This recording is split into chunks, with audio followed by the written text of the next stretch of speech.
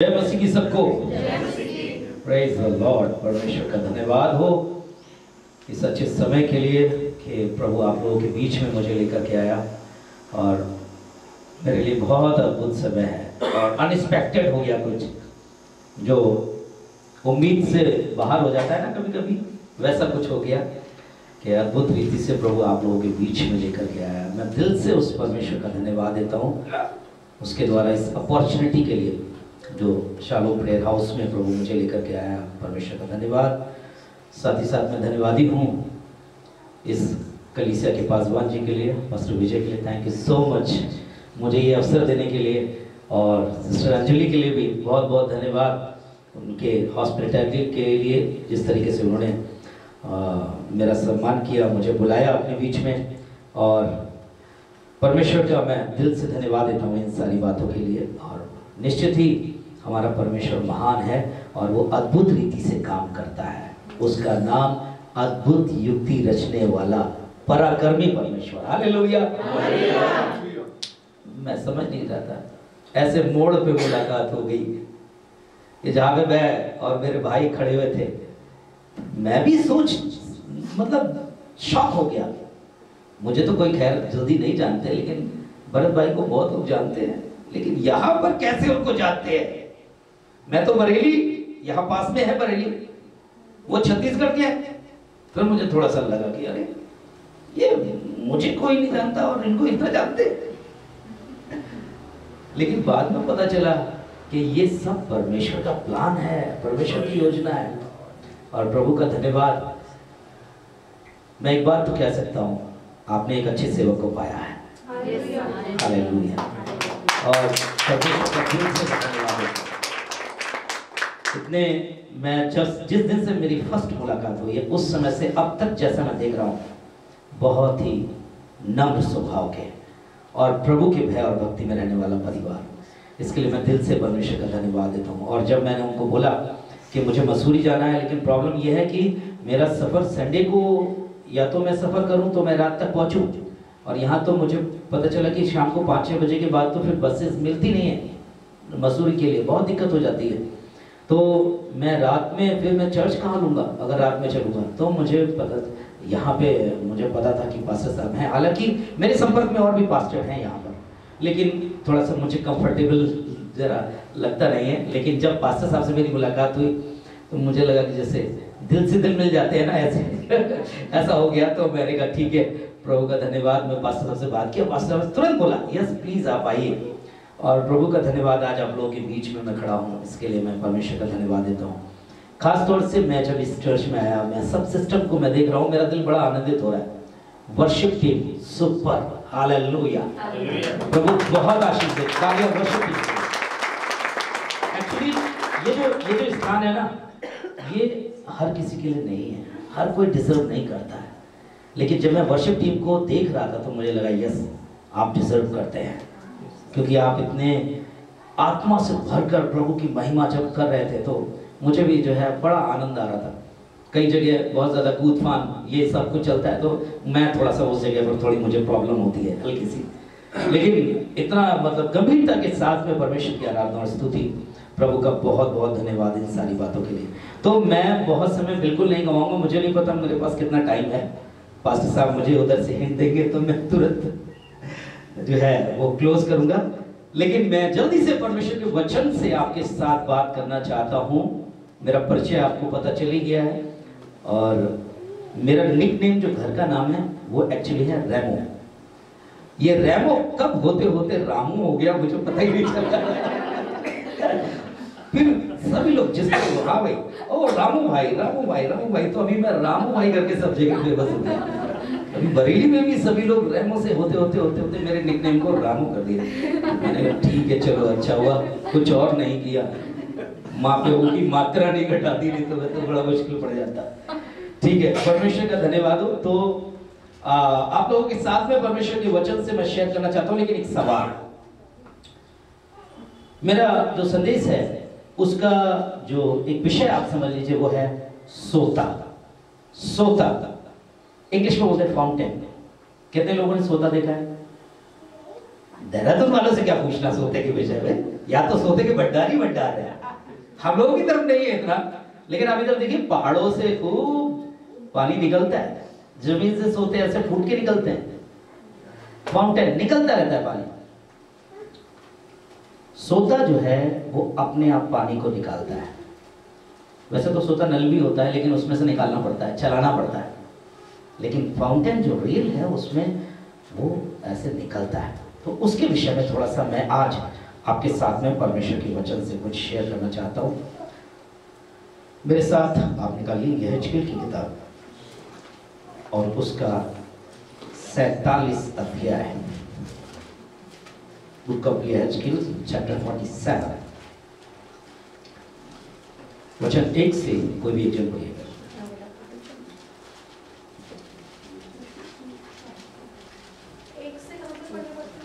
एक से पढ़ते जाइए, मैं आपको टोकता जाऊंगा, चिंता मत कीजिए। फिर वह मुझे भवन के द्वार पर लौटा ले गया। जी जी जी जी। और भवन की देवड़ी के नीचे से एक सोता निकलकर पूर्व की ओर बह रहा था। भवन के द्वार दो पूर्वमुखी था और सोता भवन के दाहिनी ओर से और वेदी की दक्षिणी ओर से नीचे से निकलता था। ओके, बस परमेश्वर का धन्यवाद हो। यहाँ पर भी एक सोते के विषय में बात हो रही है और यहेजकेल को जो दर्शन परमेश्वर बड़े विशेष उद्देश्य के साथ में देता है, तो यहाँ पर भी एक बहते सोते के विषय में बात हो रही है। लेकिन ये सोता उन सब सोतों से जो हम देख रहे हैं वो डिफरेंट है, वो अलग है। ये सोता कहां से निकल रहा है? परमेश्वर के भवन की देवड़ी से निकल रहा है। और उसके बाद वचन में यह भी लिखा है कि वो वेदी से बहता हुआ निकलकर जो है वो दक्षिणी तरफ बह करके निकल रहा है। लेकिन अगर आप आगे परमेश्वर के वचन में पढ़ेंगे तो वचन 2 से पढ़िए जी। तब वह मुझे उत्तर के फाटक से होकर बाहर ले गया और बाहर से घुमाकर बाहरी अर्थात पूर्वमुखी फाटक के पास पहुंचा दिया। यस। और दक्षिणी ओर से जल पसीजकर बह रहा। अभी जो सोता निकल रहा है वो निकलते निकलते दक्षिण की दीवार की तरफ से वो सोता बहते हुए वो कैसे निकल रहा है? पसीज कर निकल रहा है। पसीज कर निकलने का मतलब समझ रहे हैं आप लोग? पसीज के मतलब कोई धार नहीं है उसमें, फ्लो नहीं है, बल्कि वो रिस रहा है उसमें से। आपने देखा होगा दीवारें टपकती हैं, छतें, दीवारों में से भी निकलता है पानी। कई बार हमारे यहाँ जिस घर में मैं रेंट पे रह रहा हूँ और जहाँ पे मैं इससे पहले था, वहां पर छत से पानी होते होते दीवारों से बह के और फिर ऐसे बाहर निकलता था, कमरे में भर जाता था, ऐसे दीवारें रिसती थी। लेकिन ये जो सोते का पानी है ये निकल कर उस दीवार से पसीज कर बाहर की तरफ को जा रहा है। पसीज कर मतलब पानी की संख्या बहुत ज्यादा नहीं है। लेकिन आगे आप पढ़िए, आगे क्या लिखा हुआ वचन में? जब वह पुरुष हाथों में मापने की डोरी लिए हुए पूर्व की ओर निकला। जब वो पुरुष हाथ में नापने की डोरी लिए हुए पूर्व की ओर निकला, तब उसने भवन से लेकर 1000 हाथ तक 1000 हाथ तक उसने मापा। जब वो नाप रहा है फिर क्या हुआ सिस्टर? पढ़िए। और मुझे जल में से चलाया। और अब मुझे वो जल में से चलाने लगा। और जल टकनों तक था। अभी जल कहां तक आ गया है? टकने। टकने कहां है बताइए? टकने नहीं, टकने बताइए। घुटने तो मुझे भी मालूम है। Yes, AD, right.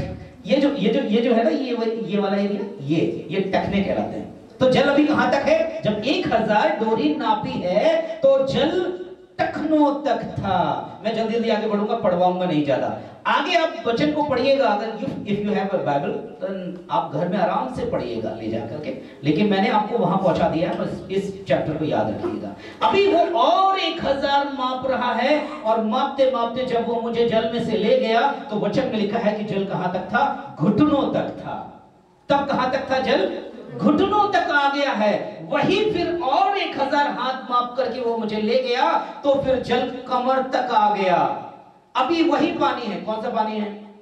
जो पसीज कर बह रहा है। कौन सा पानी है? जो पसीज कर बह रहा है। कहां से बह रहा है?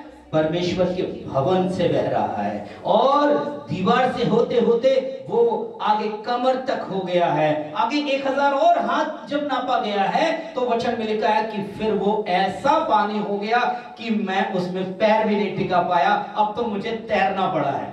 आप पढ़िए, वो लिखा हुआ है, वो तैरने की स्थिति आ गई है। अभी जब तैर रहे हैं और बहुत मुश्किल है वो, तो आप सोचिए एक छोटे से सोते से बह करके वो पानी निकल रहा है, लेकिन वो बहने की स्थिति में इसलिए है, वो तैरने की स्थिति में इसलिए है क्योंकि वो परमेश्वर के भवन से निकल रहा है, क्योंकि वो परमेश्वर के भवन से निकल करके और एक बड़ी नदी में बन गया है, तब्दील हो गया है। हालेलुया। मैं आपको बताना चाहता हूं प्रिय भाई बहन, ध्यान से सुनिएगा, आपके सारे रिसोर्सेस परमेश्वर के भवन से पूरे किए जाएंगे। आपकी सारी आवश्यकताएं परमेश्वर यहाँ पर जो आप घुटने टेक कर प्रार्थना कर रहे हैं ना, यहाँ पर आकर के जो अपने हृदयों को खोल करके प्रभु के आगे जब आप मांग रहे हैं ना, परमेश्वर यहाँ से आपकी सारी जरूरतें पूरी करेगा। Praise the Lord. परमेश्वर का धन्यवाद हो। प्रियो, अब आपको समझना है, सोचना है कि आपको किस तरह का चुनाव करना है। चुनाव करना बहुत जरूरी है। अभी आपको पता है, भ्रमित करने वाली बहुत सी डॉक्ट्रिन्स आ गई हैं। आजकल बहुत जगह पर प्रॉस्पेरिटी चल रही है, प्रॉस्पेरिटी मैसेज। तुम्हें मकान मिलेगा, तुम्हें घर मिल जाएगा, तुम्हें ये मिलेगा, तुम्हें वो मिलेगा, 2 प्लॉट मिल जाएंगे, 3 प्लॉट मिल जाएंगे, इस तरह के प्रॉस्पेरिटी मैसेज। मैं आपको बता रहा हूं, जो प्रॉस्पेरिटी मैसेज सुनने के लिए अपने कानों को खोलता है ना, वो अपने लिए बड़ी मुसीबतें खड़ी करने वाला है। लोग सोचते हैं कि नहीं, हमारी केवल ब्लेसिंग्स के लिए संदेश दिए जाएं, नहीं, हमारी केवल आशीषों के लिए संदेश दिए जाएं।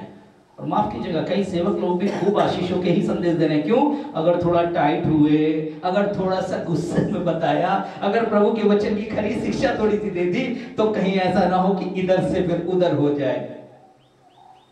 मैं आपको बताना चाहता हूं, प्लीज ध्यान दीजिए, वचन में लिखा है, मैंने अपने कानों को खोला है ताकि तेरी इच्छा को पूरा कर सकूं। उसकी इच्छा को पूरा कीजिए। और उसकी इच्छा जरूर ताड़ना में भी होती है, ताड़ना में भी होती है। आपको पता है, बड़े से बड़े प्रभु के अभिषेक लोगों की परमेश्वर ताड़ना करता है। आप बस तैयार रहिए, रेडी रहिए, प्रभु आप मुझे बताइए, सिखाइए मुझे क्या करना है। हम कहते हैं, प्रभु आप मेरे हिसाब से काम कीजिए, प्रभु आप मेरे हिसाब से काम कीजिए। प्रभु चाहता है कि आप प्रभु के हिसाब से काम करें, आप उसकी इच्छा के अनुसार काम करें। और जब आप उसकी इच्छा के अनुसार काम करेंगे, आप सब कुछ प्राप्त कर लेंगे। आपने देखा है, बहुत से माता पिता पेपरों में न्यूज निकाल देते हैं, ये बच्चा अब हमारी जायदाद से हम इसको क्या कर रहे हैं। क्यों कर रहे हैं भैया?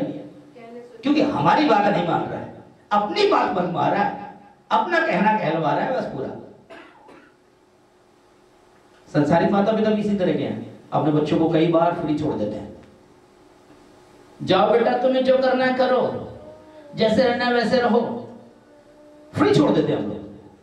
मैं बरेली में हूँ, बरेली में एक बहुत बड़ा इंस्टीट्यूट है, फ्यूचर कॉलेज, और वहां पर पेपर में एक न्यूज आई और उसमें बताया गया कि एक बच्चे को पिताजी ने बोला, बेटा बाल क्यों नहीं कटाता है, बाल कटा ले।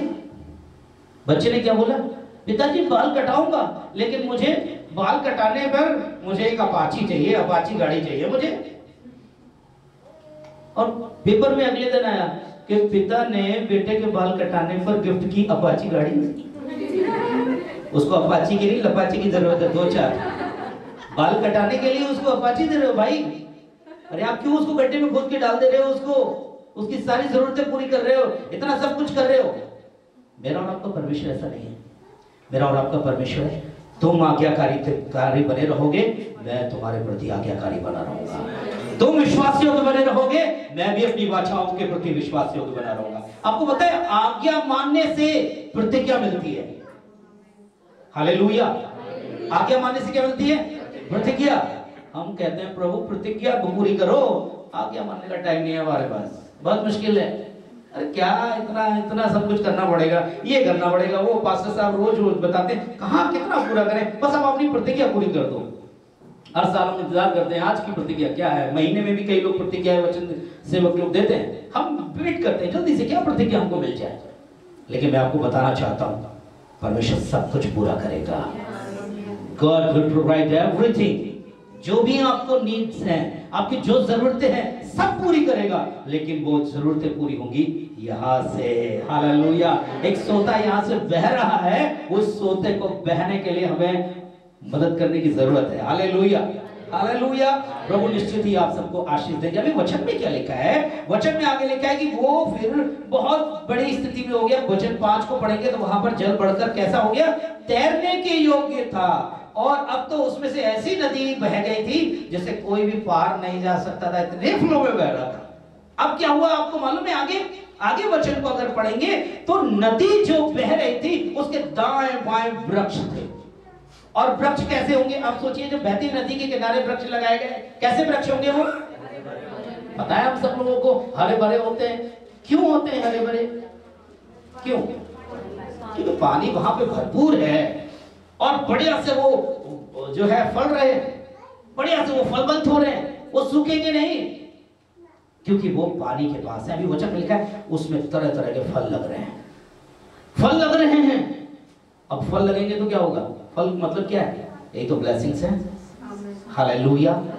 उस नदी के आसपास जो पेड़ हैं उनमें फल लग रहे हैं और वो फल काम कर रहे हैं। आगे अगर आप बिल्कुल लास्ट में, अगर आप बिल्कुल अंतिम वचन में, इस पैराग्राफ के वचन 12 में अगर आप देखेंगे तो वहां लिखा हुआ है कि फल खाने के योग्य हैं और पत्ते औषधि का काम करेंगे, दवाई का काम करेंगे। यानी कि मैं तुम्हें चंगा भी करने वाला हूं और मैं तुम्हारी जरूरतों को भी पूरा करने वाला हूं। हालेलुया। वो सब कुछ पूरा होगा, परमेश्वर करेगा। लेकिन वचन में आगे क्या लिखा है? वचन में लिखा है वो जो जल है वो आगे बढ़ते बढ़ते बढ़ते बढ़ते वो कहां गया? वो एक तालाब में चला गया। आगे जाते जाते वो कहां चला गया है? आगे आप देखिए 10 वचन 10।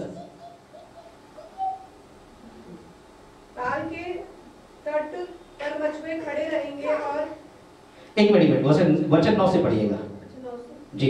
जहाँ जहाँ ये नदी बहे वहाँ सब प्रकार के बहुत अंडे देने वाले जीव जंतु जिएंगे। यस, हाँ, और मछलियाँ भी बहुत हो जाएंगी। हाँ, क्योंकि इस सोते का जल वहाँ पहुँचा है और ताल का जल मीठा हो जाएगा। और ताल का जल मीठा हो जाएगा। वचन 8 को भी अगर आप पढ़ेंगे तो ये भवन से निकला हुआ सीधा कहाँ मिल जाएगा? वो ताल में मिल जाएगा। ताल का पानी आपने देखा है कभी? तालाब का पानी, सोते का पानी पी सकते हैं या नहीं पी सकते? तालाब का पानी काहे हैं? क्योंकि वो स्टोरेज वाटर है और वो इकट्ठा हुआ पानी है। तो इकट्ठा पानी क्या होगा? उसमें तो कीड़े भी होंगे हैं, उसमें तो गंदगी भी होगी। हमको कितनी भी प्यास लगे तब भी हम सोचेंगे कि तालाब का पानी ना पिए, है ना, क्योंकि उससे बचने की कोशिश करेंगे। लेकिन वचन में लिखा है वो सोते का पानी जो बड़ी नदी बन करके बह रहा है वो जाकर के धीरे धीरे धीरे वो तालाब में भी मिल जाएगा और तालाब का पानी भी कैसा हो जाएगा? मीठा हो जाएगा। हालेलुया। परमेश्वर का धन्यवाद हो। ये तालाब क्या है मैं आपको अपने जीवन से लेकर के मैं बता सकता हूं। मेरा उदाहरण, मैं बचपन में मेरा जीवन बहुत ही अस्त व्यस्त था, बहुत ही दुर्दशा में पड़ा हुआ। स्कूल में अगर सबसे बेकार कोई व्यक्ति है तो नाम लेके बुला लीजिए, यही है भैया। सबसे ज्यादा मार खाने वाले कौन है? यही है भैया। सबसे ज्यादा लड़ाई झगड़ा करने वाले कौन है? यही है भैया। एक गंदा तालाब जैसी जिंदगी थी मेरी। घर में ऑनलाइन प्रेयर चल रही है, हम सिनेमा हॉल में जाकर के फिल्म देख रहे हैं। बाद में नहीं बताऊंगा मैं घर पे आके मेरा क्या हाल हुआ जब मैं फिल्म देख के आया। तो अब थोड़ी सी अपनी जरा रिस्पेक्ट बचा के रखिए। पापा ने मेरा हाल क्या किया वो मुझे बताने की जरूरत नहीं इतनी। और इस तरीके का मेरा जीवन था। स्कूल में टीचर कहते थे चलो भाई तुम सुनाओ, टेंस सुनाओ सारे के सारे। अभी इंडेफिनिट, कंटीन्यूअस, परफेक्ट कंटीन्यूअस, ये सब 12 होते हैं। तो 12 में एक गलती करोगे तो एक डंडा खाओगे। मैं अकेला था जिसके पास 12 डंडे खाने का रिकॉर्ड है। 12 डंडे खूब जम के पड़े। मैं अकेला। जब भी स्कूल में पापा आते थे, बस आते ऐसे थे लेकिन जाते ऐसे थे। तूने मेरी आज बहुत बेइज्जती कराई है, तेरी वजह से मुझे डांट खानी पड़ी। मेरे सर पे कोई फर्क नहीं पड़ता था। क्यों? क्योंकि मैं एक तालाब ही तो था, एक तालाब जैसा जीवन जी रहा था। मेरे प्रभु यीशु का धन्यवाद जो वो सोता बहता हुआ मुझ तालाब में मिल गया और उस तालाब में बह करके उसने मुझे इस योग्य बना दिया कि मैं आज इतने अच्छे लोगों के सामने खड़ा होकर के प्रभु के वचन को दे रहा हूँ। ये केवल मेरे और आपके प्रभु का अनुग्रह है। मुझे नहीं पता, मैं जब जब ऐसी जगहों पर खड़ा होता हूँ प्रभु का धन्यवाद देता हूँ और अपने पास्ट को याद करता हूँ। वचन में क्या लिखा है, दाऊद के विषय में लिखा है, वो कहता है ना, हे मेरे मन तू यहोवा को धन्य कह और उसके किसी भी उपकार को। हम लोग भूल जाते हैं उपकारों को। कई बार हम सोचते हैं अरे अब हम बहुत अच्छे हैं, बढ़िया है, सब कुछ ठीक है। कहां से प्रभु आपको लेकर के आया, कहां से निकाल के लेके आया प्रभु? क्या भूल गए उसको? उसके किसी भी उपकार को ना भूलना परमेश्वर का वचन कहता है। वहां पर आप देखिए दाऊद के जीवन को देखिए। दाऊद कौन था? कौन था? चरवाहा, सब भाइयों में छोटा, काम भी सबसे छोटा। चल भेड़ बकरी चरा, अब वो वही करता था बेचारा, जाकर के दिन भर भेड़ बकरी चराता रहता था। बाकी के भाई लोग राजा की सेना में सेनापति हैं, बड़े बड़े सैनिक के पदों पे हैं, लंबे हैं, चौड़े हैं, सब कुछ है। लेकिन आपको पता है जब जिस समय में पहला राजा इस्राएल का जो शाऊल था, जिसने परमेश्वर के विरोध में काम किया, परमेश्वर ने उसी समय बोल दिया कि अभी मैं दूसरा राजा बनाने जा रहा हूं। और उसके लिए परमेश्वर ने अपने दास को ये बोला, चल अब तू कहां जा शामूएल, यिशै के घर में जा और वहां पर एक राजा के लिए अभिषेक कर एक बच्चे का, उस घर में तू जा। और जब वो वहां गया, जाकर के उसने यिशै से पूछा अपने बच्चों को ला, क्योंकि मुझे अभिषेक करना है। और यिशै ने सोचा मेरा बड़ा बेटा, अरे वो तो बड़ा लंबा चौड़ा है, तगड़ा तंदुरुस्त है, और राजा बनने के लिए परफेक्ट है। क्योंकि पहले के समय में राजाओं को ऐसे ही कोई ठिकना नहीं बनता था, एक लंबा चौड़ा बनता था। मेरा जैसा तो पहले जाएगा, वो कह के चल भाई राजा तू कहां बनेगा, इधर राजा कोने पे। लेकिन तंदुरुस्त लोगों को तुरंत बोल देंगे हाँ भैया आप आइए राजा बनिए। यिशै के मन में भी वही था कि शायद ये राजा बनेगा। आया शामूएल अभिषेक के लिए भी बड़ा, लेकिन परमेश्वर ने तुरंत उससे बात की। क्या देखता है, क्या देखता है? क्या तू इसके ढील डोल को, क्या इसकी लंबाई को, क्या इसकी चौड़ाई को देखता है? देख, तेरा देखना मेरे देखने जैसा नहीं है। मैं डिफरेंट देखता हूं। मैं परमेश्वर बाहर नहीं, बल्कि मैं परमेश्वर अंदर देखता हूं। हालेलुया। और मैं परमेश्वर जब अंदर देखता हूं, उसके हिसाब से इसे मैंने राजा बनने के अयोग्य जाना है, ये नहीं है। फिर उसके बाद दूसरा आया, उसके लिए कह दिया नहीं। तीसरा आया, नहीं। सातों आ गए, नो नो नो नो, नहीं नहीं नहीं। अभी और भी कोई है?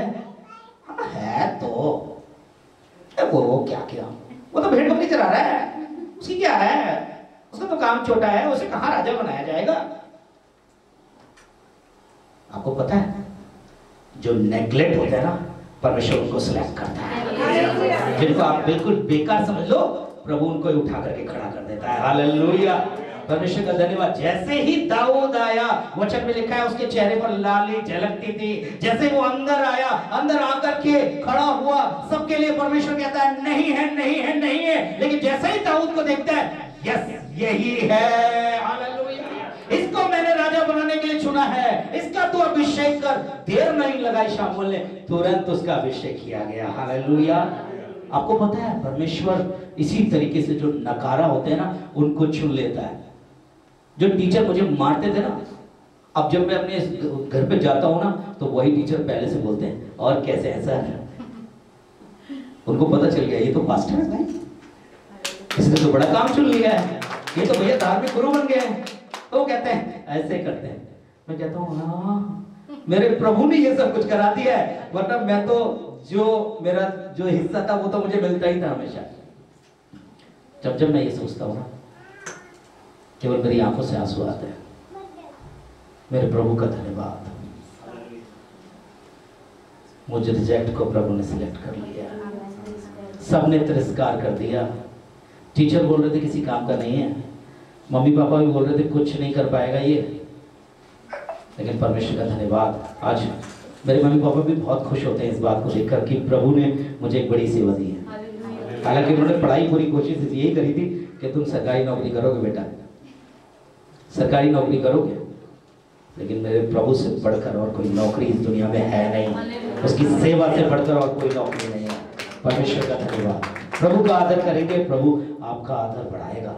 हालेलुया। और परमेश्वर इस तरीके से परमेश्वर ने मुझे चुना, और मैं परमेश्वर का इसलिए धन्यवाद देता हूँ कि पिछले दिनों में जब मैं बरेली में था, और मुझे क्योंकि गाने का मुझे मौका मिलता है बरेली में, कई जगह मैं वर्शिप में जो है मीटिंग्स में मैं जाता हूँ, और मैं देख रहा हूँ कि एक बहुत बड़ी मीटिंग है, और उस मीटिंग में DIG और SP वो बैठे हुए हैं। एक डॉक्टर साहब ने मुझे स्पेशल प्रोग्राम के लिए मुझे बुलाया था, वहां पर वचन की सेवा भी मुझे लेनी थी। और मैं जब खड़ा होकर वचन दे रहा हूँ तो उसके बाद मुझे पता चल रहा है वो तो पूरा ऐसा लगा हुआ है, अशोक चक्र वगैरह सब कुछ है, और बाद में पता चला वो डीआई साहब है। मैं सोच रहा हूँ एक छोटा सा स्कूल का एक टीचर मुझे मार रहा है, लेकिन पूरी बरेली को कंट्रोल करने वाला डीआईजी आज मेरे साथ में बैठ करके मैं जो प्रीच कर रहा हूँ वो सुन रहा है। ये मेरे प्रभु का अनुग्रह है और कुछ नहीं है। हालेलुया। एसपी सुन रहा है और मैं बोल रहा हूँ, प्रभु का धन्यवाद। 2-4 प्रिंसिपल भी उस मीटिंग में थे, मैं बोल रहा हूँ और वो सुन रहे हैं। उनके टीचरों ने मुझे मारा था, लेकिन अब वो जो है सुन रहे हैं। भैया हालेलुया। ये कोई और नहीं, ये मेरा और आपका प्रभु है। सिस्टर गवाही दे रही थी, उनके ऊपर हर तरह से लोग, उनके स्टाफ के लोग उनको परेशान कर रहे थे, लेकिन जब प्रभु उठाकर खड़ा करता है ना, कोई रोक नहीं सकता। आपकी आशीषों को कोई रोक नहीं सकता। प्रभु आपको आशीष देगा, लेकिन बस क्या करना है? सोते के पास रहना है, सोते के पास रहना है। आपको पता है भजन संहिता 84 अध्याय को अगर आप पढ़ेंगे तो वचन 3 पे वहां पर लिखा है, हे परमेश्वर। मैं 84 अध्याय अगर मैं सही हूं तो एक बार देख लीजिए, भजन संहिता 84 अध्याय वचन 3। हाँ यस। हे सेनाओं के यहोवा, हे सेनाओं के यहोवा, हे मेरे राजा, हे मेरे राजा और मेरे परमेश्वर, तेरी वेदियों में गौरैया ने अपना तेरी वेदी में गौरैया ने अपना बसेरा बनाया है, और सुपाबेरी ने घोंसला बनाया है, जिसमें वह अपने बच्चे रखे। कौन है? गौरैया, चिड़िया ने अपना घोंसला कहां बनाया है? प्रभु तेरी वेदी में बनाया है। क्यों बनाया है? चिड़िया जानती है इस बात के लिए प्रभु की वेदी के पास सुरक्षा है। चिड़िया जानती है इस बात के लिए कोई मेरे अंडों को नुकसान नहीं पहुंचाएगा, कोई मेरे बच्चों को हार्म नहीं कर पाएगा, मेरे बच्चे सुरक्षित रहेंगे तो प्रभु की वेदी के पास रहेंगे, इसलिए मेरे बच्चे मैं वही दूंगी। हालेलुया। चिड़िया जानती है कि घोंसला मेरा वही सुरक्षित रहेगा। यशाया 1 अध्याय वचन 3 में क्या लिखा है आपको मालूम है? वहां लिखा है, बैल तो अपने मालिक को और गधा अपने स्वामी की चरनी को पहचानता है, लेकिन मेरे लोग मुझे नहीं जानते, मेरी प्रजा मेरा विचार नहीं करती। आपको पता है जानवर जानते हैं उनका मालिक कौन है।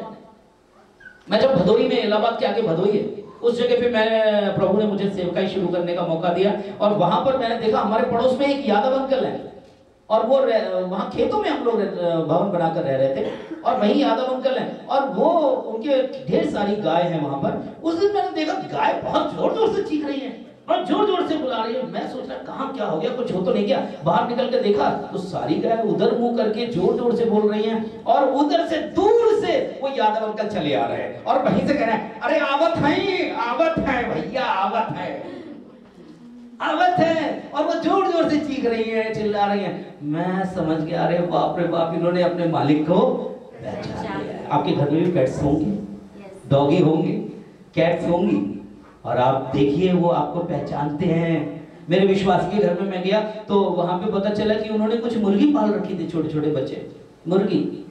और मैं गया, मैं देख के उनसे बातचीत कर रहा था। बाद में फिर वो बोले, पास्टर जी आपको अपने बच्चे दिखाएं मुर्गी की? हमने कहा हाँ दिखाओ भाई दिखाओ। तो उन्होंने फिर एक आवाज दी, ऐसा ती ती ती ती ती ती ऐसे करके आवाज दी। सारे बाहर चल रहे थे और वो सारे के सारे यहाँ आ गए पास में, और सब आकर के तुरंत उन्होंने कुछ दाना डाला और फिर वो चल के और चले गए। वो बहन थोड़ी देर के लिए काम करने लगी। मैंने कहा मैं भी थोड़ा मौका निकाल के देख लेता हूँ।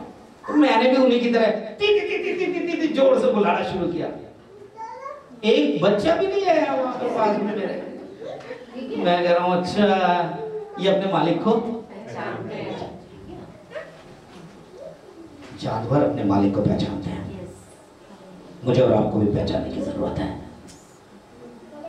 आपके बच्चे सुरक्षित रहेंगे प्रभु की वेदी की बात। जब जवानों को इस तरीके से मैं वर्शिप करते हुए देखता हूँ, मेरा दिल बड़ा आनंदित हो जाता है। प्रभु जिस समय में इन लोगों को इधर उधर घूमना चाहिए था, टहलना चाहिए था, तो अपनी जॉब में ये सब में, वहां पर ऐसे बिजी टाइम ये लोग कहाँ याद करके, अरे वाह।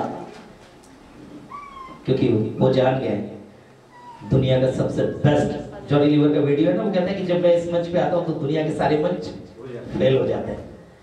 ये दुनिया का सबसे बेस्ट मंच है। हालेलुया। यहाँ पर आप और आपके बच्चे सुरक्षित रहने वाले हैं। बचपन से ही बच्चों को शिक्षा दें, बचपन से ही बच्चों को बताएं कि वेदी के पास से जो अभिषेक का सोता बह के निकलेगा, उस सोते के पास में तुम्हें रहना है। अभी तुम्हें अपना टाइम स्पेंड बहुत ज्यादा इधर उधर नहीं करना है, दोस्तों के साथ संगति करने में नहीं करना है, इधर उधर मोबाइल के साथ में नहीं करना है, इधर उधर बिजी लाइफ टीवी के सामने स्पेंड नहीं करना है, बल्कि परमेश्वर के सामने, परमेश्वर के चरणों में बैठिए, क्योंकि यहाँ बैठेंगे प्रभु आपके बच्चों को सुरक्षा देगा, प्रभु सुरक्षा देगा। हालेलुया। इसलिए प्रभु का धन्यवाद हो। मैं इस बात को बताना चाहता हूं, एक दो बातें और बताता हूं मैं आपको। जब सोता बहता है, जब परमेश्वर वो सोता बहाता है आपके जीवन में, तो शत्रु क्या चुप बैठेगा क्या? बताइए, शैतान चुप बैठेगा? हमारा शत्रु सबसे बड़ा तो वही है, वो नहीं चाहता कि सोता बहे, और इसीलिए वो क्या करता है, बहते हुए सोते को भी क्या कर देता है, वो बंद कर देता है। परमेश्वर के वचन से आप निकाल के पढ़ सकते हैं जल्दी से, उत्पत्ति की किताब और उसका 26 अध्याय वचन 15, और वचन 15 में जो है बहुत अच्छा वचन है, आप जल्दी से निकाल करके पढ़िए। और उसके बाद एक जन जो है यिर्मयाह 2 अध्याय वचन 13 को भी आप निकाल लीजिएगा, एक जन निकालिएगा यिर्मयाह 2 अध्याय वचन 13, ताकि जो है टाइम मैं थोड़ा सा कवर कर सकूं जल्दी से। जी 26 का 15 पढ़िए। उसके पिता अब्राहम के दासों ने, इसलिए जितने कुओं को उसके पिता अब्राहम के दासों ने खोदा था, उनको फलिस्तियों ने क्या कर दिया, मिट्टी से भर दिया। फलिस्ती कौन थे आपको पता है? परमेश्वर के फेवर में तो नहीं थे, प्रभु के विरोध में काम करने वाले थे, और वो उनका काम ही वही था, वो इसी तरीके से बलवा करने वाले लोग थे। तो फलिस्तियों ने क्या कर दिया, उन सोतों को भर दिया, उनको मिट्टी से भर दिया। ये भरने में बड़ा आनंद आता है, मैं आपको बता रहा हूं। कई बार छोटे छोटे बचपन में देखिए उन लोगों को, तो वो लोग क्या करते थे, कहीं पर जो है वो खेतों में पानी जहां लगाते हैं उसको क्या बोलते हैं, ट्यूबवेल बोलते हैं ना, जो ट्यूबवेल से इंजन से पानी लगाते हैं, उनको कितने लोग भर देते थे, उसमें ईंट पत्थर डाल देंगे, वो सोता खराब हो जाएगा, इसलिए वो लोग बांध के रखते थे बड़े उससे कि भैया इसको कोई खराब ना कर दे। फलिस्ती भी इसी तरीके से काम कर रहे थे, उन्होंने क्या किया, उन सोतों को मिट्टी से भर दिया, लेकिन उन्होंने खत्म नहीं किया काम, आगे वचन में लिखा है उन्होंने और भी खोदे और खोद करके नए सोते बनाए। हालेलुया, परमेश्वर का धन्यवाद हो। प्रिय भाई बहन ध्यान से सुनिएगा, मैं आपको बताना चाहता हूं परमेश्वर के वचन से कि शत्रु शांत नहीं बैठता है। जब आप प्रभु के भवन में आते हैं, जब वो सोता आपके जीवन से फूट कर निकलता है, तो शत्रु भी तैयार रहता है किसी भी तरीके से आपके सोतों को बंद कर दे। और वो बंद करता है किस तरीके से मालूम है? मैंने आपको बताया था यिर्मयाह वचन 2 अध्याय का 13 वचन, क्योंकि मेरी प्रजा ने दो बुराइयां की, क्योंकि मेरी प्रजा ने 2 बुराइयां की हैं, उन्होंने मुझ बहते जल के सोते को त्याग दिया, मुझ बहते जल के सोते को त्याग दिया है, उन्होंने हौद बना लिया, और उन्होंने अपने लिए हौद बना लिए हैं, ऐसे हौद जो टूट गए हैं, जो टूट गए हैं। आपको पता है लोगों ने अपने लिए हौद बना लिए। परमेश्वर आप थोड़ा साइड में हटो और मुझे थोड़ा सा अपने तरीके से काम करने दो। क्या काम करने दो? मुझे हौद अपने हिसाब से तैयार करना है, आपके हिसाब से नहीं। क्यों? क्या हौद बना रहे हैं हम लोग? क्या जरूरत है प्रार्थना में जाने की? यहाँ पे भी तो, घर में भी तो प्रार्थना हो सकती है। घर में तो चर्च लग जाएगा, जहाँ 2 या 3 इकट्ठे हो वहां मैं आ जाता हूँ, प्रभु भी तो आ जाएगा। क्या जरूरत है चर्च में जाने की इतनी दूर? क्या जरूरत है ये सब कुछ परिश्रम करने की? हालेलुया, ध्यान दीजिएगा। इस तरह से कई तरह के विचार हमारे मनों में आते हैं, हम घर में बैठ जाते हैं।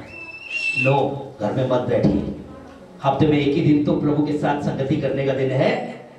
मैं और मेरा घराना, यहोशू कहता है, मैं और मेरा घराना यहोवा की सेवा नित्य करेंगे।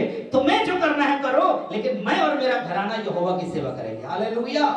परमेश्वर के भवन में आइए, प्रभु के भवन में आकर अपने बच्चों को रखिए, वो सुने, ये सब प्रभु की आराधना और स्तुति उनके कानों में जाए, और उनका भी जीवन प्रभु के भवन के आसपास ही रहे। मैं आपको विश्वास दिलाता हूँ, मेरी कलीसिया में जब मुझे वो कलीसिया मिली, तो परमेश्वर का धन्यवाद हो, बहुत जब मैं देखता था उस कलीसिया को, बड़ा मैं रोता था। क्यों? वहां पर तो बहनें इतना जबरदस्त तरीके से नशा करने वाली बहनें, बहुत ज्यादा नशा। भाई लोग तो फिर कैसे होंगे? छोटे छोटे बच्चे नशा करने वाले ऐसे ऐसे। और प्रभु का धन्यवाद, बच्चे लोगों को और उन लोगों के साथ में मैं धीरे धीरे सेवकाई करता रहा। और आज मैं जब बच्चों को देखता हूँ, वो बच्चे अब जवान हो गए, वो बड़े हो गए, बहनों ने सबने नशे छोड़ दिए। भाई भी छोड़ दिए, बच्चे भी सब राइट चल रहे हैं और प्रभु की महिमा कर रहे हैं। प्रभु ने ऐसा उजड़ा बिल्कुल दिया था मुझे, लेकिन और प्रभु ने ही मेरे क्या कर दिया, उसको बड़े सुंदर ढांचे में बना दिया, बहुत ही सुंदर करके बना दिया है। इसलिए बना दिया क्योंकि मेरा पूरा फोर्स वही रहता था, बच्चों को भी प्रार्थना में ही रखिए, बच्चों को भी प्रभु के भवन में रखिए, यहीं रख करके सब कुछ पूरा होगा। एक जिम्मेवारी मैं आज आपको दे करके जाना चाहता हूँ, ध्यान से सुनिएगा। जब वो सोता बह रहा है तो उस सोते में आपका भी कंट्रीब्यूशन है। कई लोग सोचते हैं पास्टर साहब हैं तो वही करें सब कुछ, उन्हीं का काम है करने का, प्रार्थना करने का। जैसे वो सिस्टर बोल रही थी कि हम प्रार्थना कर रहे थे उस फैमिली के लिए, प्रभु का धन्यवाद आप बोझ ले रहे हैं और परमेश्वर का धन्यवाद। एक गवाही में एक शब्द मुझे बहुत अच्छा लगा, वो बोल रही थी सिस्टर, ये बोल रही थी कि हमने उनको ये बोला कि हम ऐसे नहीं हैं, हम कुछ अलग हैं, वी आर डिफरेंट। लोग क्या कह रहे हैं हमें फर्क नहीं पड़ता, लेकिन हम कुछ अलग हैं, बस यही काफी है आपके लिए, यही काफी है। जिस दिन आपको ये पता चल गया कि हम कुछ अलग हैं, हमारा प्रभाव दूसरों पर पड़ना चाहिए, दूसरों का प्रभाव हमारे ऊपर नहीं पड़ना चाहिए, तब फिर बस जीवन जीने में मजा आ जाएगा। उधर से जम के आएंगी गालियां और इधर से जम के जाएंगे आशीर्वाद। हालेलुया, प्रभु तुम्हें आशीष दे, प्रभु तुम्हारा भला करे। क्योंकि अगर आप भजन संहिता 107 में पढ़ेंगे तो वहां लिखा है वो आशीर्वाद देने से प्रीति, वो आशीर्वाद देने से दूर रहता था, इसलिए आशीर्वाद भी उससे दूर रहा। वो श्राप देने से प्रीति रखता था, इसलिए उसके ऊपर क्या आ गया, श्राप आ गया। जैसा करोगे वैसा ही होगा, जो बोलोगे वैसा ही होगा, इसलिए क्या करें, आशीर्वाद दीजिए। हम लोग चुने गए इसीलिए है आशीर्वाद देने के लिए। मैं बरेली में था तो एक पंडित जी के यहाँ मैं लगा था, तो पंडित जी के मालूम में क्या हुआ, वो मैं अधिकतर मैं बोलता था प्रभु आपको आशीष दे, प्रभु आपको आशीष दे। पंडित जी बोलते थे क्या बात है भैया जी, गुरु जी आप सारा आशीर्वाद ऐसे ही लुटा देते, सबको बोल देते हो आशीष दे आशीष। भैया मैं नहीं देता किसी को आशीर्वाद। मैंने कहा क्यों नहीं देते आप? बोले मालूम है आपको ज्यादा आशीर्वाद दो तो अपना आशीर्वाद कम हो जाता है, इसलिए मैं किसी को नहीं देता, मैं अपना पूरा इकट्ठा करके रखता हूँ। मैंने कहा तुम जहां से देते हो भाई वो लिमिटेड है, मैं जहां से देता हूं वो अनलिमिटेड है। जितना दोगे उतना बढ़ता जाएगा, जितना मुंह से निकालोगे आशीषें उतनी ही आशीषें तुम्हारे अंदर भरती जाएंगी। हालेलुया, परमेश्वर का धन्यवाद। तो प्रभु ने आपको इसलिए इस जगह पर चुना है ताकि आप भी प्रभु के लिए इस्तेमाल किए जाएं। आपको पता है मैं बहुत जल्दी से बता रहा हूं, मूसा जिस समय में अमेरिकियों के साथ में जब युद्ध चल रहा था तो मूसा पहाड़ पर गया प्रार्थना करने के लिए। प्रार्थना जब करने के लिए गया तो अपने 2 लोगों को साथ में लेकर गया, यहोशू और नो कौन थे, हूर और हारून। मैंने यहोशू बोला दूसरे काले पे आ गया, हूर और हारून। अभी दोनों को लेकर के गए और जब जाकर के वहां गए तो वचन में लिखा है मूसा ने अपनी लाठी ऐसे उठा ली ऊपर, और जब ऊपर उठाई तो वचन में लिखा हुआ है कि जब वो लाठी उठा रहा था तो सारे के सारे फलिस्ती जो है वो हार रहे थे, प्रभु के लोग जीत रहे थे। लेकिन एक भारी लाठी, मोटी लाठी कब तक उठाता, हाथ थक गए, नीचे हो गया। फिर उसके बाद में जैसे ही देखा मेरे लोग हार रहे हैं, तुरंत फिर से लाठी ऊपर, और फिर प्रभु के लोग जीतने लगे। फिर हाथ थक गया, फिर नीचे, फिर हाथ ऊपर, ऐसे ही चलता रहा। हूर और हारून बड़ी देर से ये देख रहे थे क्या हो रहा है भाई। उन्होंने क्या किया, मूसा को एक चट्टान पे ऐसे बैठा दिया, और बैठाने के बाद में फिर क्या हुआ, फिर ये हुआ कि उन्होंने सीधा हाथ जो है ऐसे दीजिए भैया, एक ने इधर से पकड़ा, एक ने उधर से पकड़ा, और क्या अब इसको हम नीचे नहीं जाने देंगे, हाँ नहीं तो नीचे नहीं जाने देंगे इसको। अभी ये थकेंगे भैया, थकेंगे चर्च में बोलिए हाथ उठाकर प्रभु की महिमा करिए, 5 मिनट तक करते फिर हम लोग हाथ भर जाते हैं। क्यों भैया, शरीर में है हम लोग, दर्द तो होता ही है, लेकिन अगर कोई पकड़ ले फिर क्या थकेंगे। हूर और हारून ने पकड़ लिया। कई बार हम सोचते हैं पास्टर साहब अकेले हैं, चलने दीजिए, करने दीजिए, हम क्या करें भाई, हम क्या कर सकते हैं। मैं कह रहा हूं आप क्या नहीं कर सकते हैं, आप हूर और हारून है कलीसिया के, आप हूर और हारून हैं। आप कभी भी अगर सोचेंगे पास्टर साहब को छोड़ दे अकेला वही करते रहें, कलीसिया कमजोर होगी, बढ़ेगी नहीं। आपको पता नहीं है आप कलीसिया के खंबे हैं, मेन पिलर हैं, आपको इनिशिएट करना है, आपको आना है, चर्च एक्टिविटीज में हिस्सा लेना है। जो जो भी इस कलीसिया की एक्टिविटीज हैं उनमें हिस्सा लेकर के बढ़ाई आगे, प्रभु का भवन बढ़ता जाना चाहिए, प्रभु के भवन में लोग बढ़ते जाना चाहिए। और उसके लिए हम सोचे कि नहीं पास्टर साहब का ही काम है ये सब कुछ करने का। कुछ बहनें बोल रही थी, हमने उनको बताया, वो भी आए। हालेलुया, यही तो है काम। आपको पता है एक सोता निकला था बह करके कहां पर? सामरी स्त्री के अंदर। बहाता या नहीं बहाता? क्या कर रही थी वो तो पानी भरने के लिए गई थी, और जब वहां गई तो देखा कुएं के पास ऑलरेडी कोई और बैठा हुआ है। उन्होंने भी मांग लिया पानी, अभी मैं कहां से दूं, क्योंकि मुझे पता चल गया वो तो ऊंची जाति का है, वो तो यहूदी है। बोले अरे आप इतने बड़ी जाति के होकर के मुझसे पानी मांग रहे हैं, मैं कैसे आपको पानी दूं? यीशु मसीह ने क्या बोला? अगर तू ये जानती कि जो तुझसे पानी मांग रहा है वो कौन है, तो तू उससे मांगती और वो तुझे जीवन का जल दे देता। हालेलुया। और वचन में लिखा है कि प्रभु यीशु ने उसकी सारी बातों को खोलकर बता दिया, और जब सारी बातें उसकी बताई, अब सोता उसके अंदर से वो फूटने लगा। जो सोता बंद पड़ा हुआ था वो सोता बहने लगा। और उसने क्या किया? अपने उस घड़े को वहीं फेंका, मटकी को वहीं फेंका, वापस अपने गांव गई और जाकर के सब लोगों को बताया। अगर आप यूहन्ना रचित सुसमाचार उसका 4 अध्याय को पढ़ेंगे तो वहां पर सब क्लियर आपको पता चलेगा। वो गई और जाकर लोगों को बताया, और गांव के सभी लोगों को वो लेकर के आ गई। चलो चलो, मुझे उद्धारकर्ता मिल गया है, चलो मुझे जीवन बचाने वाला मिल गया है, चलो मुझे जीवन बदलने वाला मिल गया है, तुम भी चलो। और उसका सोता इतनी तेजी से बहा कि कई लोगों के लिए उद्धार का कारण बन गया। हालेलुया। आपके अंदर भी वो सोता है जो कई आत्माओं को जीतने के लिए काफी है। हालेलुया। बस उसे बंद मत होने दीजिएगा, बस उसे पढ़ने मत दीजिएगा।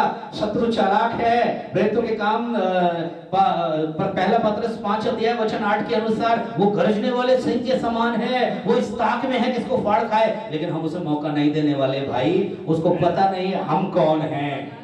हम कई बार अपना हम क्या करते हैं, अपनी बीमारियों का इंट्रोडक्शन देते हैं, परिचय देते हैं, हमें ये समस्या, हमें वो समस्या। हम कई बार शैतान का भी इंट्रोडक्शन दे देते हैं, अरे वो तो इतना ऐसा हो गया, वैसा हो गया, वैसा हो गया। मैं कह रहा हूं ये इंट्रोडक्शन बंद कीजिए, नया इंट्रोडक्शन दीजिए। आप अपनी समस्याओं को बताइए कि आपका प्रभु कितना महान है। उस शत्रु को पता चलना चाहिए कि आपका परमेश्वर जिस पर आप भरोसा रखते हैं वो कितना ताकतवर, कितना सामर्थ्य है। राजाओं का राजा, प्रभुओं का प्रभु, मेरा परमेश्वर, वो सब कुछ कर सकता है। हालेलुया। इसलिए अब आपको बस इतना करना है कि उस सोते को बहने देना है, और वो सोता जब प्रभु के भवन से बह रहा है उसको बहाइए, उसको बड़ी नदी में तब्दील कर होने दीजिए, और उसके आसपास बिजनेस चलने दीजिए, व्यापार चलने दीजिए। अगर आप बिजनेस व्यापार में कहीं से भी कमजोर हो रहे हैं, प्रभु आपको स्ट्रॉन्ग करने जा रहा है, प्रभु आपको खड़ा करने जा रहा है, प्रभु आपके हर एक परिस्थिति को बदलने जा रहा है। आर्थिक रूप से मैं बता रहा हूं आपको, प्रोस्पेरिटी मैसेज मैं नहीं देता, लेकिन मैं बताना चाहता हूं प्रभु की आज्ञा के अनुसार अगर जीवन जिएंगे, प्रभु की मर्जी के अनुसार अगर चलेंगे, प्रभु आपको इस संसार में ही आपको ऊंचा उठाने जा रहा है। प्रभु आपको आगे बढ़ाने जा रहा है, प्रभु आपकी सारी जरूरतों को पूरा करने जा रहा है। प्रभु के लोगों को कभी ऐसे करने की जरूरत नहीं पड़ती है, क्योंकि भजन संहिता 37 अध्याय वचन 25 में दाऊद का स्टेटमेंट खुद है कि परमेश्वर कभी भी अपने लोगों को त्यागता नहीं है, और उसका वंश कभी भी किसी के आगे टुकड़े नहीं मांगता है। प्रभु देने जा रहा है ये आशीष है, प्रभु आपकी जरूरतें पूरी करने जा रहा है। भजन संहिता 34 अध्याय वचन 10 में लिखा है, जवान सिंहों को घटी हो सकती है, लेकिन यहोवा के खोजियों को किसी भली वस्तु की घटी नहीं होगी। हालेलुया। बस करिए इतना, सोते को बहने दीजिए, बहने दीजिए। ये अभिषेक का सोता बहता जाए, लोगों के पास तक पहुंच जाए। बहुत से मेरे समान कोई गंदे गंदे तालाब जैसे बने होंगे, उनमें आपका ये अभिषेक का सोता बहते हुए उनको भी मीठा पानी बनाने जा रहा है। और परमेश्वर इस कलीसिया में, इस देहरादून में बड़े अद्भुत काम करने जा रहा है। हालेलुया। और उसके लिए प्रभु आप जैसे लोगों को इस्तेमाल करने जा रहा है, और परमेश्वर आपको इस्तेमाल करके एक बेहतरीन काम करेगा। जरूर प्रभु आपको आशीष देगा। आइए इस समय में हम आंखें बंद करें और मिलकर के प्रभु को धन्यवाद देते हुए प्रभु से प्रार्थना करें कि प्रभु तेरा वो सोता मेरे अंदर से बहने पाए, तेरा वो सोता उस सामरी की तरह मेरे अंदर से भी बहने पाए। प्रभु तूने मुझे जिम्मेवारी दी है उन आत्माओं के लिए जो नाश हो रही हैं, जो हर दिन नरक की तरफ कदम ब कदम बढ़ती जा रही हैं। प्रभु उनको बचाने के लिए तूने मुझे जिम्मेवारी दी है, और तूने इस कलीसिया के साथ जोड़कर मुझे ये जिम्मेवारी दी है। तो प्रभु तेरे दास के साथ कदम से कदम मिलाकर मैं भी ये काम कर सकूं, मैं भी इस तरह से आत्माओं को बचा सकूं, और प्रभु आपके जीवन में बड़ा काम करने जा रहा है। आइए प्रार्थना करें। प्रभु जी हम धन्यवाद देते हैं परमेश्वर, और प्रभु आपकी बड़ी दया के लिए परमेश्वर, आपके बड़े करुणा के लिए प्रभु जी, आपने हम में से प्रत्येक जन को बड़ी अद्भुत रीति से बुलाया है परमेश्वर। हम सबके पास ढेरों गवाहियां हैं परमेश्वर, हमारे बीते हुए जीवनों के विषय में कि किस तरीके से आपने हमारे जीवनों को बदला, किस तरीके से आपने हमारे स्वभाव को बदला, किस तरीके से आपने हमारे तौर तरीकों को बदला, और आज प्रभु अपने भवन में आप हमें इस्तेमाल कर रहे हैं परमेश्वर। हम धन्यवाद देते हैं प्रभु जी। इस समय में प्रार्थना करते हैं इस कलीसिया में प्रभु बैठे हुए हर एक विश्वासी भाई बहन के लिए इस समय में मैं प्रार्थना करता हूं प्रभु। ओ परमेश्वर, तेरे लिए तेरे बच्चे खड़े हो जाएं, तेरी सेवा के लिए तेरे बच्चे खड़े हो जाएं, और अद्भुत रीति से तू अपने बच्चों को इस्तेमाल कर परमेश्वर। ये कलीसिया ओ प्रभु संख्या में भी बढ़ने पाए और तेरे गुणों में भी बढ़ने पाए परमेश्वर। और प्रभु तेरा दिल से धन्यवाद परमेश्वर, इनकी सारी जरूरतों को तू पूरा करके दे। बड़ी उम्मीदें लेकर के हो सकता है ये तेरे चरणों में आए हो। ओ परमेश्वर, तू सब कुछ पूरा करने वाला है। तेरे पास ओ प्रभु जी सब कुछ पूरा करने की सामर्थ्य है मेरे परमेश्वर। तू दया कर प्रभु, इस कलीसिया को फुलफिल कर परमेश्वर, मदद कर। ओ प्रभु, इस कलीसिया के पासवान के लिए धन्यवाद, उनके समर्पण के लिए, उनकी सेवकाई के लिए धन्यवाद परमेश्वर। प्रभु अपने दास को, उनके परिवार को बहुतायत से आप आशीष दीजिए, बहुतायत से ब्लेस कीजिए परमेश्वर। और प्रभु जी हम प्रार्थना करते हैं जब आपने इस स्थान में रखा है तो होने दीजिए अद्भुत काम ओ प्रभु उनके द्वारा किए जाए परमेश्वर। जरा अभिषेक उनके हाथों के द्वारा बहने पाए, उनके जीवन के द्वारा बहने पाए परमेश्वर। और प्रभु हम प्रार्थना करते हैं परमेश्वर इस भवन में तेरी आंखें और तेरे कान अब से हमेशा हमेशा लगे रहे मेरे परमेश्वर। और जितने भी लोग इस भवन में प्रवेश करते हैं छुटकारे के साथ वो जाने पाए, छुटकारे के साथ वो जाने पाए परमेश्वर। और प्रभु प्रार्थना करते हैं तेरा आशीर्वाद इस कलीसिया के ऊपर बना रहे परमेश्वर। धन्यवाद, आपने प्रार्थना को सुना। सारा दर महिमा केवल आपके पवित्र नाम में देते हैं प्रभु यीशु के नाम से प्रार्थना को मांगते हैं। आमीन आमीन। जय मसीह।